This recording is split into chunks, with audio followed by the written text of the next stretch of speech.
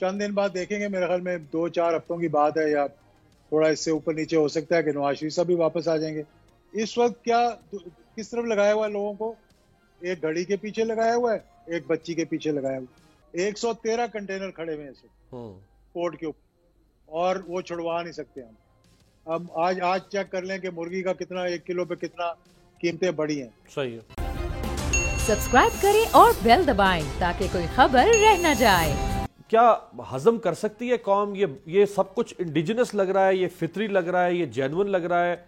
ऐसा ही होता है पूरी दुनिया में, हमारे यहाँ तो खैर ऐसा ही होता रहा है, लेकिन क्या आज के दौर में ये सब तस्लीम शुदा हो सकता है? बिस्मिल्लाहिर्रहमानिर्रहीम। देखें मेरे बात साहब, कौम को तो इन्होंने ट्रक की बत्ती के पीछे लगा दिया, और कौम इस वक्त जो है वो महंगाई, बेरोजगारी के बोझ तले इतनी दब चुकी है कि बेहिस हो गई है। बिल्कुल उनको अपनी समझ नहीं आ रही कि बच्चों को खाना कैसे देना है, बच्चों को स्कूल कैसे भेजना है, बिजली का बिल कैसे देना है, गैस का बिल कैसे देना है।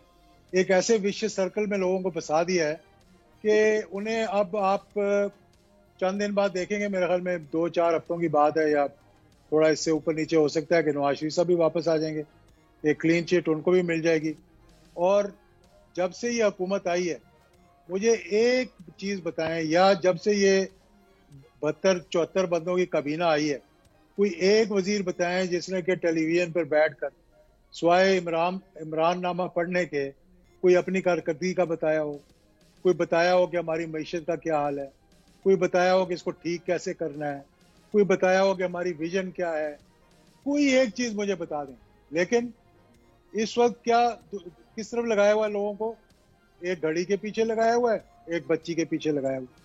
कल मुझे बड़ा अफसोस हुआ देखकर टेलीविजन के ऊपर कि एक अडल्ट बच्ची, बालिग बच्ची, जो कि अपनी राय के मुताबिक जो कहना चाहे वो कह सकती है, वो एक केस यहाँ पे दर्ज हो रहा है कि जैसे उसका कोई मामू यहाँ पे रह रहा है जिसको बहुत तकलीफ हुई है और उसने वो केस दर्ज कर दिया।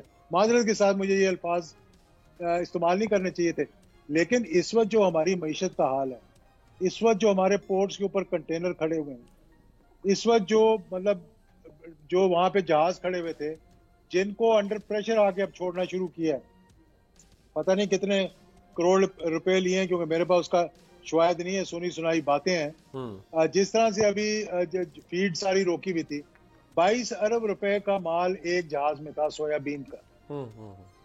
हजारों कंटेनर पोर्ट के ऊपर खड़े हुए हैं, डॉलर्स अवेलेबल नहीं है, मार्केट में एलसीज रिडीम नहीं हो सकती कि उनको वहां से छुड़वाया जाए। अदरक लहसुन वहां पड़ा खराब हो रहा है, मतलब चाय वहां पड़ी खराब हो रही है। तो मुझे इसलिए मालूम है कि मैं, क्योंकि थोड़ा बहुत ताल्लुक है हमारे हारूनाबाद से, तो चाय के बारे में मैं पता करता रहता हूँ। हमारा वाइटल के नाम से है, मतलब उसकी मैं प्रमोशन के लिए नहीं, वैसे बता रहा हूँ। 113 कंटेनर खड़े हुए हैं इस पोर्ट के ऊपर, और वो छुड़वा नहीं सकते हम। अब आज चेक कर लें कि मुर्गी का कितना, 1 किलो पे कितना कीमतें बढ़ी हैं। सही है। अंडों की कितनी बढ़ी हैं। अच्छा, ये बात ये कि इस वक्त हम, बड़ा दुख होता है ये कहते हुए कि आप बैंकरप्सी के दहाने पर हैं। अगर आपको हमारी ये वीडियो पसंद आई है तो लाइक पर क्लिक करें।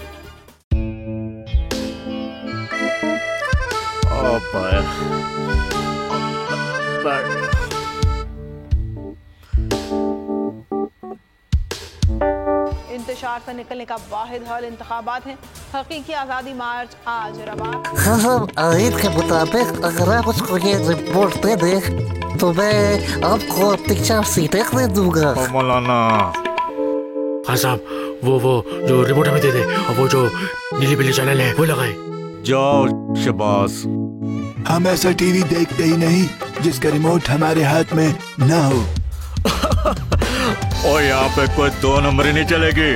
और हम कोई गुलाम है जो आप रिमोट मांगे हम दे दें? Absolutely not. यहाँ पे सिर्फ पाकिस्तान का नंबर 1 चैनल चलेगा, बोल, जो हकीकी सहाफत की जंग लड़ रहा है। पाकिस्तान के लिए कोई और नहीं, सिर्फ बोल खड़ा है। आप सब भी बोल देखें।